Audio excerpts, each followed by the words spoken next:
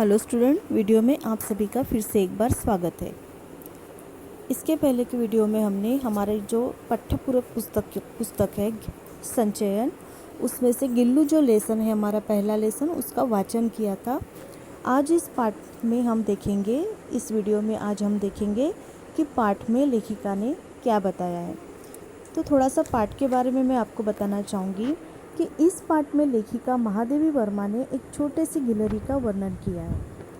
आज गिल्लू जीवित नहीं है, पर उसकी यादें यहाँ पर लेखिका ने हमें बताई है।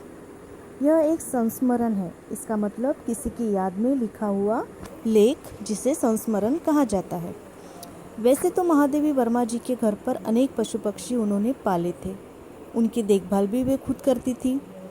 कुछ पर तो उन्होंने अपने लेख में उनके बारे में लिखा भी है, जैसे मोर पर उन्होंने नीलकंठ लिखा है, गाय पर उन्होंने गौरा और एक हिरन पर आधारित लेख भी उन्होंने लिखे हुए हैं। तो इत्यादि पशु पक्षियों के बारे में उन्होंने बहुत सा लिखा हुआ है। इससे हमें यह पता चलता है कि उनका इन पशु पक्षियों के साथ कितना लगाव था, कितना अच्छा रिश्ता बन गया था। उनके हर बात का ध्यान वे रखती थी, अपने परिवार के सदस्य के रूप में उन्हें देखती थी। ऐसा ही उनका गिल्लू के साथ जो रिश्ता था, उसके बारे में उन्होंने इस पाठ द्वारा हमें बताया है। तो आइए हम पाठ शुरू करते हैं। हमारा पाठ का शीर्षक है गिल्लू, जिसके लेखिका का नाम है महादेवी वर्मा। सोनजूही में आज एक पीली कली लगी है। इसे देखकर अनायास ही उस छोटे जीव का स्मरण हो आया, जो इस लता की सघन हरितिमा में छिपकर बैठता था और फिर मेरे निकट पहुंचते ही कंधे पर कूदकर मुझे चौंका देता था। तब मुझे कली की खोज रहती थी, पर आज उस लघु प्राण की खोज है। परंतु वह तो अब तक इस सोनजूही की जड़ में मिट्टी होकर मिल गया होगा। कौन जाने, स्वर्णिम कली के बहाने वही मुझे चौंकाने ऊपर आ गया हो। अचानक एक दिन सवेरे कमरे से बरामदे में आकर मैंने देखा कि दो कौवे एक गमले के चारों ओर चोंचों से छुआ-छुएल जैसा खेल खेल रहे हैं। एक काकभिशुंडी भी विचित्र पक्षी है, एक साथ समादरित, अनादरित, अति सम्मानित, अति अवमानित भी। हमारे पुरखे न गरुड़ के रूप में आ सकते हैं, न मयूर के, न हंस के। उन्हें पितर पक्ष में हमसे कुछ पाने के लिए काक बनकर ही अवतीर्ण होना पड़ता है। इतना ही नहीं, हमारे दूरस्थ प्रियजनों को भी अपने आने का मधुर संदेश इनके कर्कश स्वर में ही देना पड़ता है। दूसरी ओर हम कौवा और काँव काँव करने को अवमानना के अर्थ में ही प्रयुक्त करते हैं। अब यहाँ पर देखिए, लेखिका ने हमें यह बताया है कि लेखिका के घर में एक सोनजूही का पौधा है, उसमें एक पीला फूल लगा हुआ है। उसे देखकर लेखिका के मन में अचानक गिल्लू की याद ताज़ा हुई। गिल्लू इसी सोनजूही के सघन हरियाली में छिपकर बैठा करता था, परंतु आज तो वह मर चुका है। पुराने दिनों की बात है। एक दिन महादेवी जी ने देखा कि बरामदे में दो कौवे कुछ खेल सा खेल खेल रहे हैं। जाकर देखा तो पता चला कि वे गमले और दीवार के बीच में फंसे एक गिलहरी के नन्हे बच्चे पर चोंच मार मार कर उसके पीछे लगे हुए हैं। जब महादेवी जी ने उन्हें यानी कौवों को वहाँ से हटाया और गमले के पीछे देखा, तो वहाँ पर एक गिलहरी का छोटा सा बच्चा, नन्हा सा बच्चा, डर की वजह से गमले को चिपटा पड़ा था और उसकी हालत इतनी ख़राब थी कि उसकी ज़िंदा बचने की कोई उम्मीद नज़र नहीं आ रही थी। अब इस पैराग्राफ में काकभिशुंडी शब्द कौवे के लिए आया है, जिन्हें हमें हमारे पुराणों में समादरित कहा गया है और अनादरित भी कहा गया है। इसका मतलब जिसको विशेष आदर प्राप्त हो वह होता है समादरित, जिसको विशेष आदर प्राप्त हो वह होता है समादरित।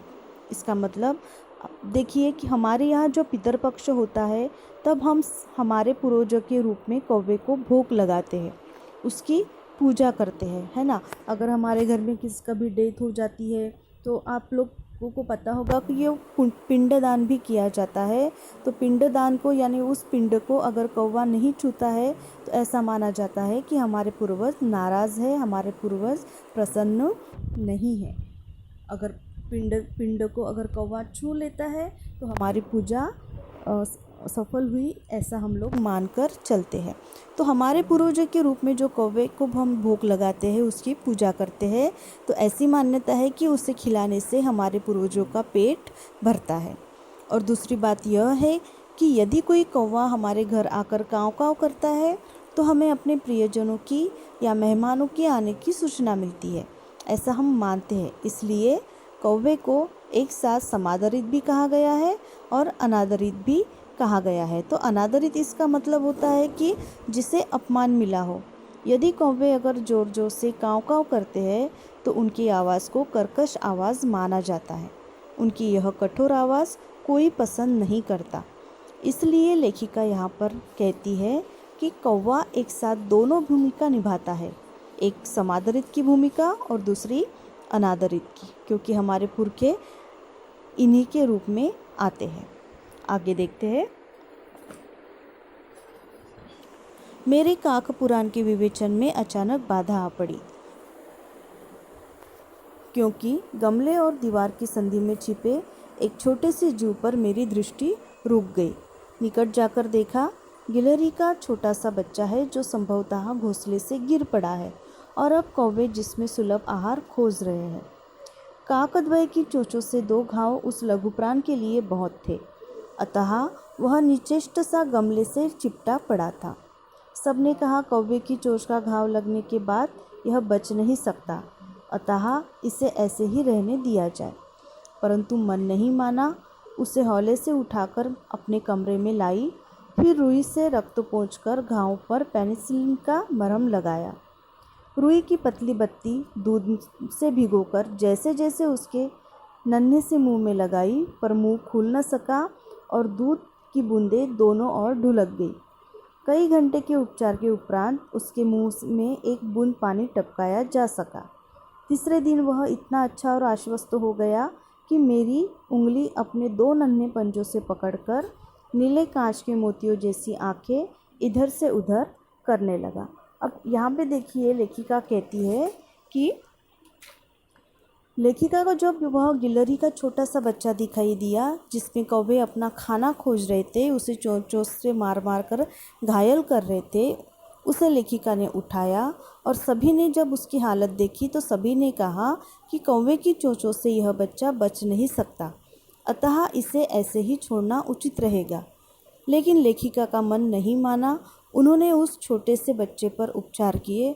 रुई से उसका रक्त जो चोंचों से घायल हुआ था, तो वहाँ पे उसके कुछ घाव हुए थे, वहाँ पर खून बह रहा था, तो उस रक्त को, उस खून को पोंछकर घावों पर उन्होंने पेनिसिलिन का मरहम लगाया और उसे रुई की पतली बाती बनाकर दूध से भिगोकर उसके मुंह से लगाई। लेकिन वह बच्चा इतना कमज़ोर हो गया था कि मुंह भी न खोल सकता था और इसी वजह से वह दूध की बूंदें दोनों ओर ढुलक गई, दोनों ओर गिर गई। कई घंटों के बाद उसके मुंह में एक बूंद पानी टपकाया जा सका। अब तीसरे दिन वह इतना अच्छा और स्वस्थ हो गया और आश्वस्त हो गया। आश्वस्त का मतलब होता है कि बिना किसी हरकत के निश्चिंत हो गया और लेखिका की उंगली अपने 2 नन्हे पंजों से पकड़कर नीले कांच के मोतियों जैसी आंखों से इधर उधर देखने लगा। इसका मतलब अब वह गिलहरी का बच्चा ठीक हो गया था, एकदम से स्वस्थ हो गया था। आगे देखते हैं। 3-4 मास में उसके स्निग्ध रोए, झब्बेदार पूंछ और चंचल चमकीली आंखें सबको विस्मित करने लगी। हमने उसकी जातिवाचक संज्ञा को व्यक्तिवाचक रूप दे दिया और इस प्रकार हम उसे गिल्लू कहकर बुलाने लगे। मैंने फूल रखने की एक हल्की डलिया में रुई बिछाकर उसे तार से खिड़की पर लटका दिया। इस पैराग्राफ में देखिए, आगे लेखिका कहती है कि 3-4 महीनों में वह बच्चा और बड़ा हो गया। जब उसके मुलायम बाल आने लगे, झब्बेदार पूंछ, चंचल चमकीली आंखें सबको हैरान करने लगी और इसकी यह सारी विशेषता देखकर लेखिका ने उसका नामकरण किया गिल्लू। अब तक वह गिलहरी का बच्चा था, लेकिन अब उसकी यह सारी विशेषताएं देखकर उसका नामकरण किया गया गिल्लू। मीन्स सभी लोग उसे अब गिल्लू कहकर बुलाने लगे। फूल रखने की जो टोकरी होती है, जो डलिया होती है, उसमें रुई बिछाकर उसे तार से खिड़की के पास लटका दिया और यह टोकरी लेखिका ने सिर्फ गिल्लू के लिए ही तैयार की थी, क्योंकि गिल्लू उसमें रहता था। अब गिल्लू क्या क्या हरकतें करता था, उसकी शरारतें और लेखिका के साथ जो उसकी आत्मीयता थी, उसके बारे में हम अगले वीडियो में जानेंगे। आपको पाठ को अच्छी तरह से एक बार फिर से पढ़ना है। धन्यवाद।